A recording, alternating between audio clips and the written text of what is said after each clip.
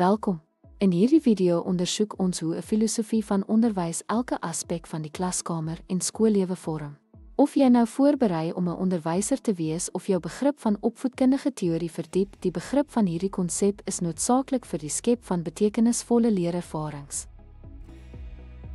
'n Onderwysfilosofie is 'n stel oortuigings en beginsels wat die onderrig en leerproses rig. Dit beïnvloed hoe opvoeders hul rolle benader, die metodes wat hulle gebruik en die algehele omgewing wat hulle in klaskamers en skole skep. Die filosofie van onderwys beïnvloed verskeie aspekte van die klaskamer en skoollewe beduidend. Onderrigmetodes word gevorm deur opvoeders se oortuigings oor optimale leerbenaderings, met sommige onderwysers wat praktiese aktiwiteite en werklike toepassings integreer as hulle ervaringsleer waardeer. Kurrikulumontwerp word ook gevorm deur opvoedkundige filosofie, aangesien progressiewe benaderings kritiese denke en probleemoplossing kan prioritiseer, terwyl tradisionele filosofieë kan fokus op memorisering en bemeestering van kernvakke. Die klaskameromgewing, beide fisies en emosioneel, is nog 'n area wat deur opvoedkundige filosofie beïnvloed word.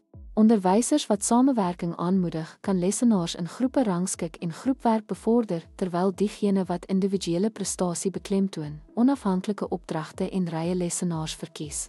Laastens, student-onderwyser verhoudings word gelei deur opvoedkundige filosofie, met sommige onderwysers wat sterk, ondersteunende vennootskappe prioritiseer, terwyl ander gesag, dissipline en beheer kan beklemtoon. Ten slotte, 'n filosofie van onderwys het 'n diepgaande impak op die klaskamer en skoollewe. Dit vorm onderrigmetodes, kurrikulumontwerp, klaskameromgewing en student-onderwyser verhoudings wat uiteindelik die opvoedkundige ervarings en uitkomste vir studente beïnvloed. Om 'n mens se opvoedkundige filosofie te verstaan en daaroor te reflekteer, is noodsaaklik vir die skep van 'n positiewe en effektiewe leeromgewing.